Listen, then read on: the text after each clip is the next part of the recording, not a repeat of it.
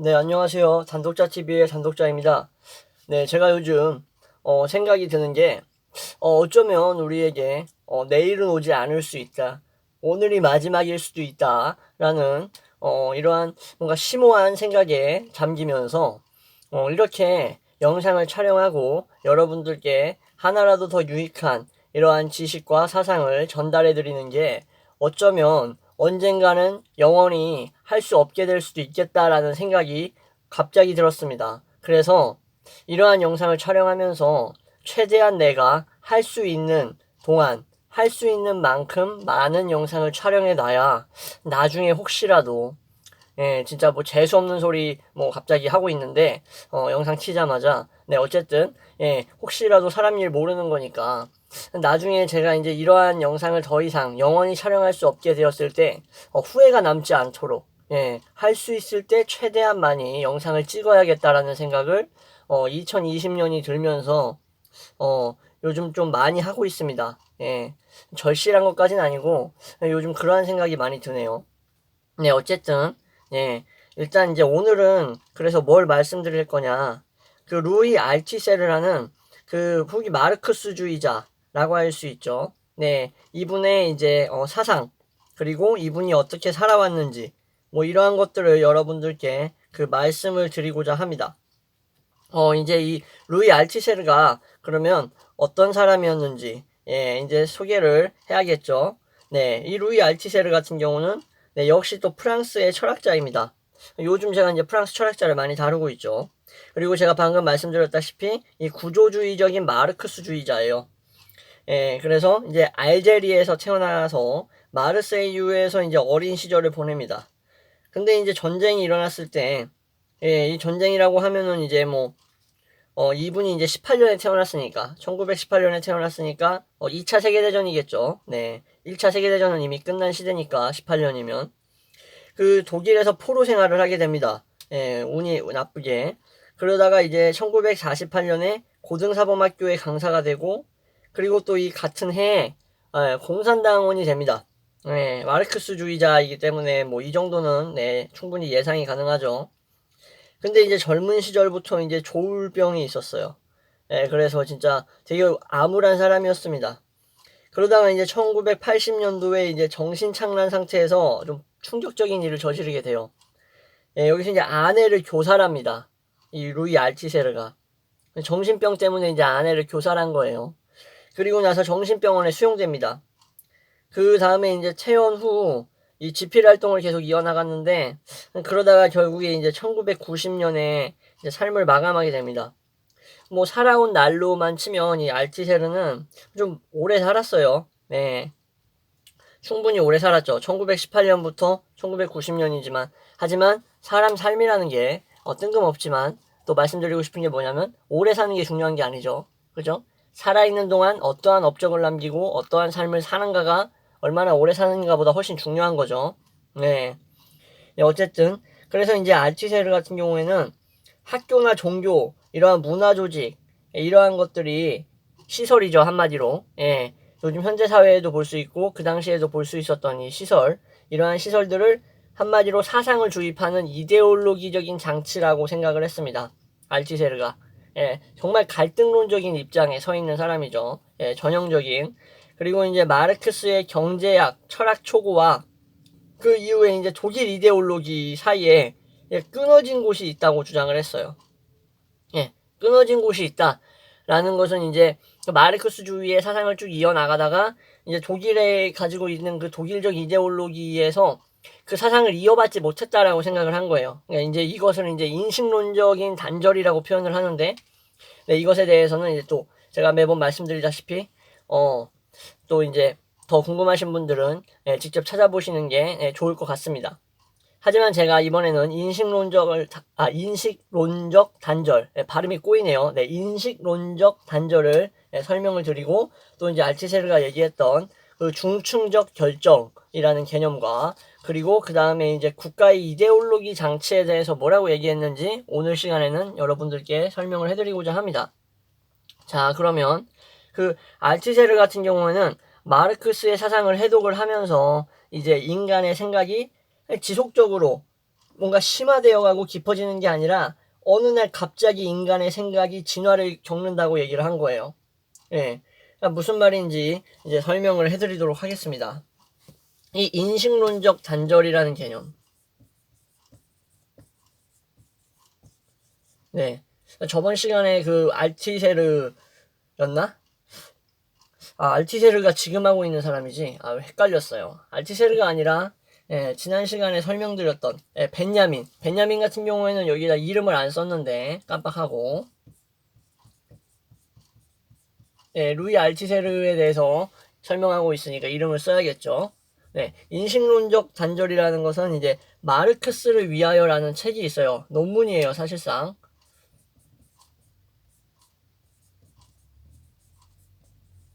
네, 마르크스를 위하여라는 이 알티세르가 집필한 이 논문이자 책에서 이제 뭐라고 얘기를 하냐면은 그 마르크스는 전기에 초기 마르크스는 이제 노동자의 입장에서 이제 휴머니즘적인 관점을 채택을 했다고 얘기를 해요. 그러니까 이제 불쌍한 노동자, 자본가는 나쁜 새끼야, 노동자는 늘 자본가에게 착취당해라고 생각을 했었던 거죠, 마르크스가 전기에는. 근데 이제 후기의 마르크스가 되면서 어떤 변화를 겪냐면 그 원인과 결과로 생각하는 이런 인과관계적인 과학자의 관점을 채택하게 된다고 얘기를 합니다. 이 루이 알티세르가 마르크스를 바라볼 때 후기의 마르크스가 그래서 자본주의라는 이 시스템이 빈부격차를 낳고 있다라고 얘기를 한다고 합니다. 그래서 이제 이 빈부격차의 차이, 이 빈부의 차이, 그것이 바로 자본주의라는 이 하부 구조가 원인이 되어서 결국 이 빈부의 차이를 만드는 결과가 생긴다고 얘기를 한 거예요. 그래서 이제 자본주의라는 시스템이 원인이고 그것으로 인한 빈부의 차이가 결과라는 거죠. 한마디로 필연적이라고 얘기를 하게 되는 겁니다. 마르크스 후기에서. 근데 이제 전기에 이제 마르크스는 이제 휴머니즘의 관점을 채택했다고 말씀드렸죠. 제가 방금.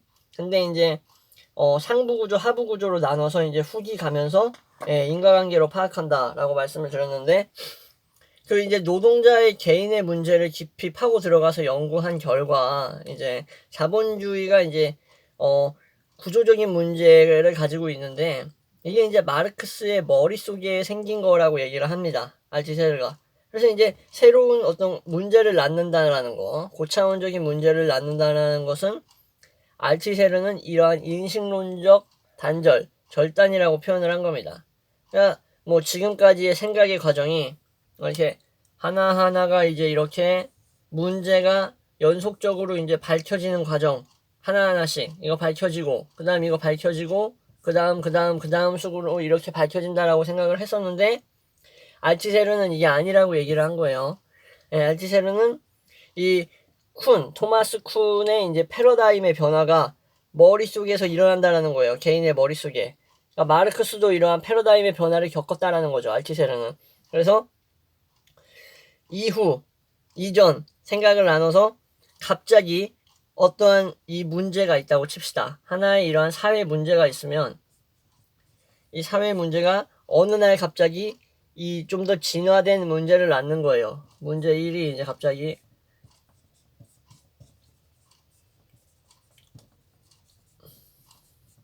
이렇게 진화된 문제 1을 낳게 되는 거예요. 근데 이러한 진화된 문제를 낳는 이 과정에서 한마디로 여기에 이제 인과 없이 그냥 단절되었다라고 본 거예요. 이 과정이, 이 사이가. 한마디로 이게 갑자기 이러한 진화된 문제를 사유과정 속에서 낳는다라는 거죠. 네. 찬찬히 연속적으로 밝혀지는 게 아니라고 얘기를 한 겁니다. 알티세르는 이렇게 바라본 거예요. 고차원적인 발상이라는 게 갑자기 뭔가 이렇게 우리의 머릿속에 아이디어가 떠오르듯이 찾아온다라고 얘기한 겁니다. 그래서 이러한 고차원적인 생각을 하려면 어떠한 문제에 대해서 계속 생각해야 된다라고 해요. 그 문제를 계속 집요하게 생각하다 보면 이러한 하나의 획기적인 생각이 탄생하게 된다라고 이제 알티세르는 얘기를 하는 겁니다. 마르크스의 머릿속의 과정에서는 이러한 상황이 계속 발생하고 있었다. 그렇게 이제 알티세르가 바라보고 있는 거죠. 다음은 이제 중층, 이게 발음이 안 되냐. 이 알티세르 아저씨, 이거, 알티세르 아저씨, 이 개념 설명하는데 이렇게 발음이 안 돼. 네, 다음은 이제 중층적 결정이라는 겁니다.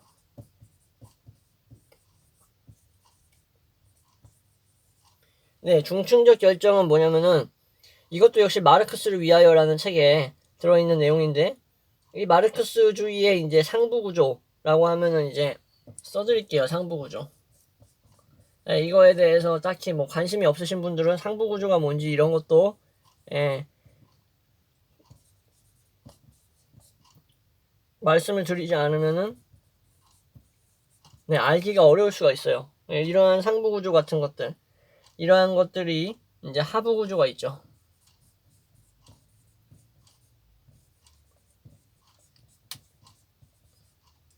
그러니까 이제 이러한 상부구조와 하부구조가 이제 논쟁을 하게 되는데, 이러한 문제의 논쟁에서 이제 중층적 결정이라는 이러한 개념으로 이 두 구조의 이제 모순을 해결하고자 한 겁니다. 알티세르는. 그러니까 여기서 또 해결이 나와요. 어쩔 수가 없는 게 해결이 왜 또 나오냐면은 이 마르크스가 해결 좌파, 해결 청년파였기 때문에 이 해결의 사상, 이 변증법적 사상에 어느 정도 이 영향을 받게 돼요. 근데 그 영향을 받은 마르크스를 또 설명하고 그 마르크스의 영향을 받았다고 할 수 있는 이 알티세르를 설명하려면 이 해겔로 다시 또 돌아갈 수밖에 없는 거예요. 예. 저도 이 해겔에 대해서 자꾸 뭐 여러분들께 제대로 설명해 주지도 않고 해겔 자꾸 얘기 나와서 죄송스럽긴 한데 어쩔 수 없습니다. 알티세르를 또 설명하려면 해겔 같은 경우는 이제 역사가 변화하는 원인이 있다라고 본 거예요. 변화 원인.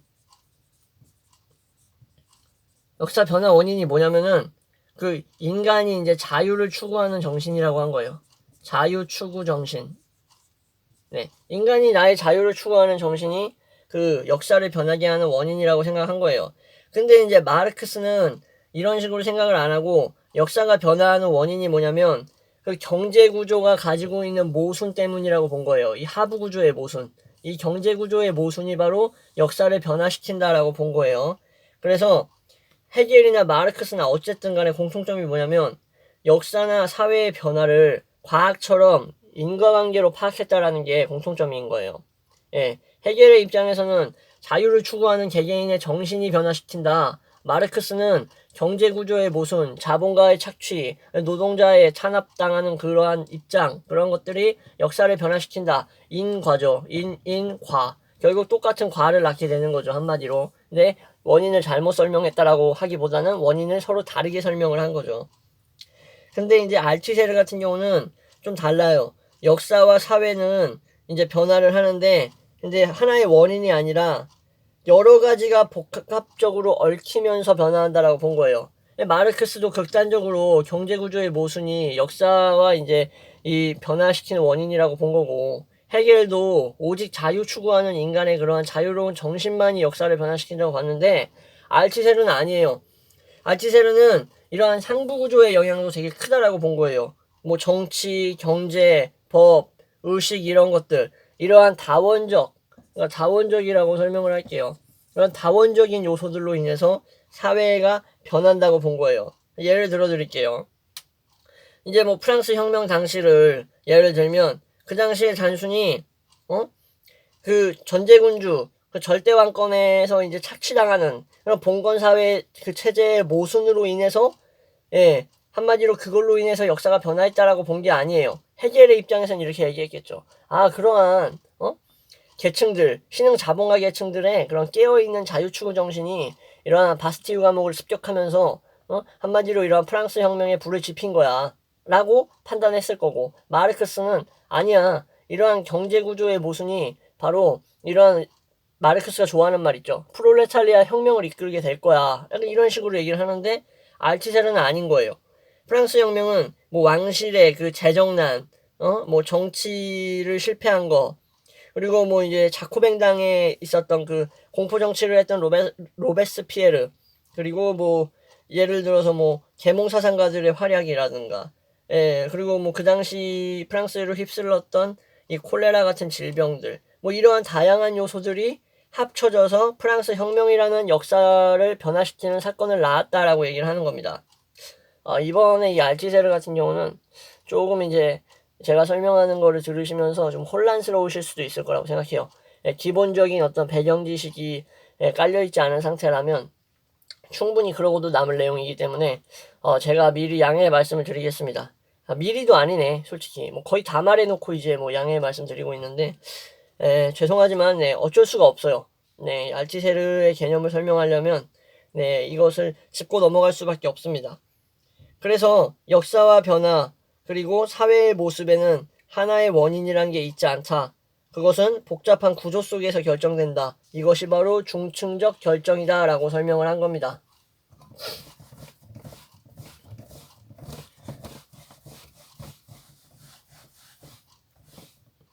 네, 다음 마지막 개념, 제가 오늘 말씀드리고자 하는 마지막 그러한 개념을 설명드리겠습니다.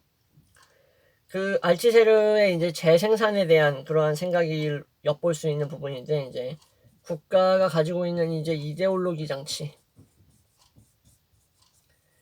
국가가 가지고 있는 이러한 이데올로기 장치에 대해서 얘기를 해드리겠습니다. 국가 장치는 이제 억압 장치가 있다라는 거예요. 이데올로기 장치에서 억압 장치. 억압 장치는 뭐 이제 예를 들어서 알티세르는 뭐 군이라든가 경찰 같은 것들을 이제 억압 장치라고 생각을 한 거예요. 그리고 이데올로기 장치. 이데올로기 장치라는 것은 예상되죠. 어떤 건지. 학교. 또 뭐가 있을까요? 종교. 이러한 것들은 이제 이데올로기 장치라고 본 겁니다. 예를 하나 들려드릴게요. 그 실존주의자 장폴 사르트를 말씀드렸었는데, 사르트르가 뭐라고 말했는지 혹시 기억이 나시나요? 네. 그러니까 그 존재가 본질에 선행한다라고 얘기를 했죠. 그죠? 그러니까 한마디로 인간은 내가 존재하고 내가 나의 미래, 나를 완성시키는 데 있어서 내 의지가 중요하다라고 얘기를 한 거죠. 매 순간순간 내가 나를 새롭게 만들어 나간다라고 본 거예요. 그죠? 그래서 이제 개인의 본질이라는 것은 이 사회라는 것에 참여함으로써 실현할 수 있다라고 얘기를 했죠. 사르트르는. 그죠? 사회에 적극적으로 참여하는 사람, 그리고 나의 의지로 사회를 만들어가는 사람, 그것이 바로 인간의 본질이다라고 얘기를 했는데, 알티세르는 그렇게 얘기 안 했습니다. 인간의 의지는 사회의 구조가 만들어내는 거라고 얘기했습니다. 좀 반대죠. 네. 인간의 이제 의지라는 게, 사르트르는 의지가 먼저 있고, 그 의지를 통해서 사회에 참여하면서 나를 만드는 건데, 알티세르는 아닙니다. 이 의지는 이 구조에 의해서 형성되는 거예요. 사회 구조. 이러한 군이나 경찰, 학교, 종교들이 융합되어 있는 하나의 이러한 장치들에 의해서 인간이 이제 형성되라는 거예요. 예. 그러니까 한마디로 개인의 사상 같은 것들은 이러한 학교나 미디어, 이러한 시스템에 맞게 그 국가의 특수성에 맞게 형성된다라고 해요. 국가 특수성이라는 것을 써야겠네요. 국가 특수성. 그 국가가 가지고 있는 그 특수한 그 구조에 알맞게, 이 구조에 알맞게 개인의 의지가 형성된다라고 본 겁니다. 알티세르는. 철저한 구조주의죠. 네. 앞에 쪽에서 말씀드렸다시피. 그래서 이제 이러한 국가의 이데올로기 장치로 만들어진 우리의 주체는 한마디로 무의식적으로 국가에 복종하게 된다라고 합니다. 그러니까 한마디로 이러한 이제 국가의 특수성으로 이러한 구조로 인해서 우리의 의지가 형성이 됐기 때문에 이러한 의지는 결국에는 이 국가의 특수성에 봉사하게 된다는 거예요. 어떻게 봉사하냐면은 무의식적으로 봉사하게 된다는 거죠. 무의식적으로 국가에.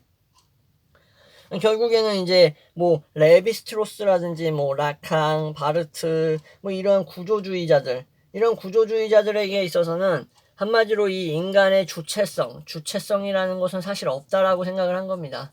예. 주체성이라는 것은 없고 한마디로 이제 무의식적으로 사회 구조에 의해서 규정된다라고 본 거예요. 예. 사회 구조에 의해서 규정된다. 네.